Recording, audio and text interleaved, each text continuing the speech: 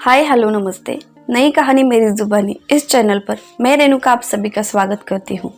आज हम सुनेंगे एक कहानी जिसका नाम है घमंडी पेड़। एक जंगल में दो पेड़ थे, वो अगल बगल में रहते थे।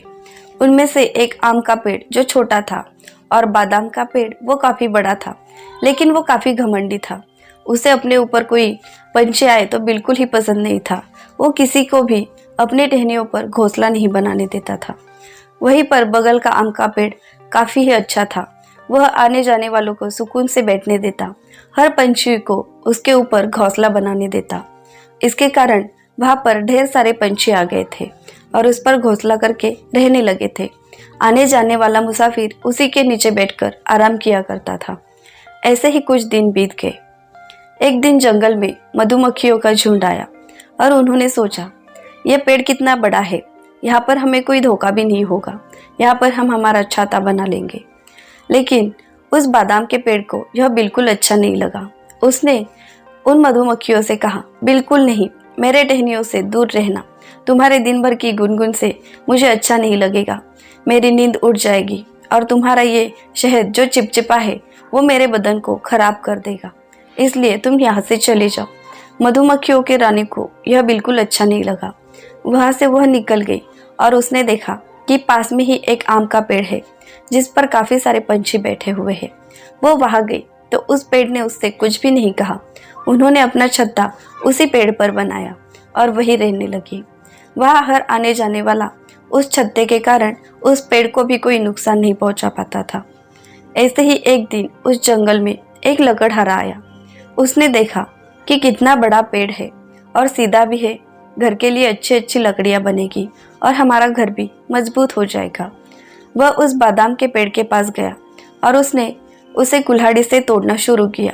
तो वह बादाम का पेड़ रोने लगा, कहने लगा, नहीं नहीं, मुझे मत काटो, मुझे दर्द हो रहा है, मुझे काटोगे तो मेरा अस्तित्व नष्ट हो जाएगा और मैं मर जाऊंगा। लेकिन उसे कोई फर्क ही नहीं पड़ा, वह अपनी कुल्हाड़ी चलाता ही रहा।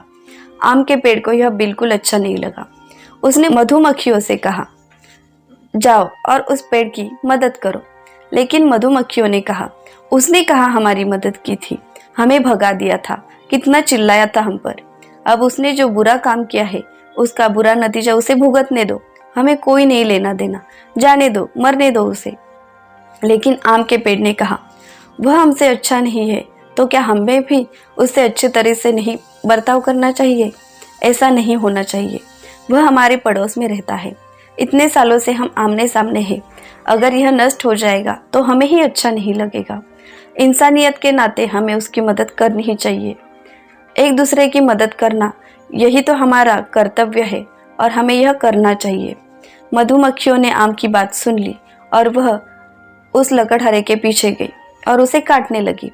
लकड़हारा काफ़ी परेशान हो गया और वहाँ से भाग गया। उसने सोचा, यह मुझे डंक मार के मार देगी, इससे भागना ही अच्छा होगा, और वह वहाँ से दुम दबा के भाग गया। और वह मधुमक्खियाँ उससे कहने लगी, देखा तुमने, आज तुम्हारे घमंड के कारण यहाँ कोई नहीं रहता था, लेकिन ये छोटा सा आम कितना अच्छा और दयालु है, इसके कारण हम तुम्हारी मदद करने के लिए आए थे। तुमने तो हमें डांट फटकार कर यहाँ से भगा दिया था, लेकिन आम का पेड़ है कि किसी को डांटता नहीं, किसी को फटकारता नहीं, हर किसी आने जाने वाले से प्यार से बातें करता है और उसे वहाँ रहने की इजाज़त देता है।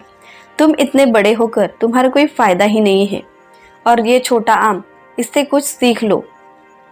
बादाम के पेड़ को काफ़ी दुख हुआ, वह रोने लगा और उन मधुमक्खियों से माफ़ी मांगने लगा।